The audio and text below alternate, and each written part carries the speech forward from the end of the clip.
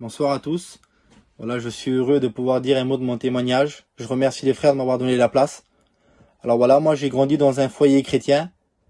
Mon père, il est serviteur de Dieu. Moi, à l'âge de 14 ans, je me suis baptisé, mais j'avais rien compris aux choses de Dieu. Quelques mois plus tard, j'ai tout laissé tomber. J'ai commencé à fumer, à sortir, les mariages, boîtes de nuit, et tout ce que le monde me donnait, je prenais. J'ai eu cette vie-là pendant 5 ans. Je sortais, j'avais mes copains, j'avais tout pour être heureux. Et pourtant, j'étais le garçon le plus malheureux du monde. Quand je rentrais chez moi, personne ne le savait et personne ne me voyait. Mais j'étais un garçon très malheureux. Je dormais pas des nuits. J'étais tourmenté par le diable. Mais moi, je le disais à personne. Et j'ai eu ce combat-là pendant 5 ans. Et un jour, j'étais à la Convention. Et je sais pas pourquoi, il était 11 heures et je sors de la réunion de jeunes et je rentre chez moi. Et mon camping, il était vraiment loin placé du chapiteau. Les lumières, ils éclairaient même plus chez moi tellement que c'était loin. Et je marche. Et j'étais tout seul.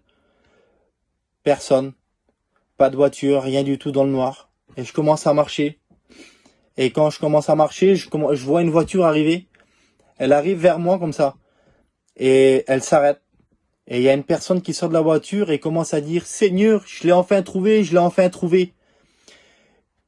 Cette personne, je la connaissais pas. Et cette personne commence à venir vers moi. Et il dit « Frère, Dieu m'a mis la pensée de te chercher. Je t'ai enfin trouvé, j'ai quelque chose à te dire ». Là, l'homme, je commence à l'écouter. L'homme commence à dévoiler toute ma vie entière. Il explique que je me suis baptisé, que je fume, que je sortais. Et il explique que j'étais un garçon qui était malheureux, qui dormait pas des nuits car j'étais tourmenté par le diable. Cette chose-là, personne ne le savait, mais l'homme commence à dévoiler toute ma vie entière.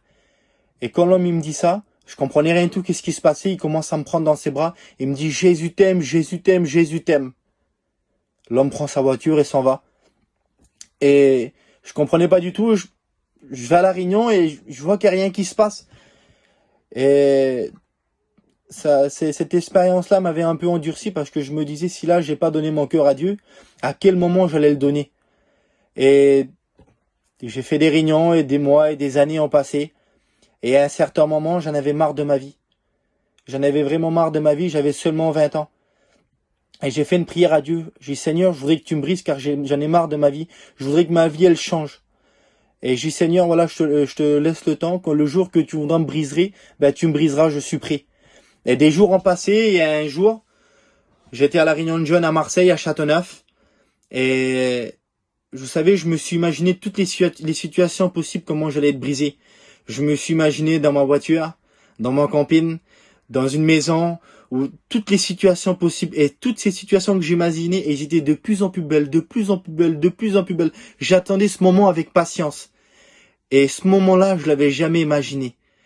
J'ai rentré dans cette réunion de jeunes, excusez-moi du mot, mais pour moi, c'était la réunion de jeunes la plus inutile du monde.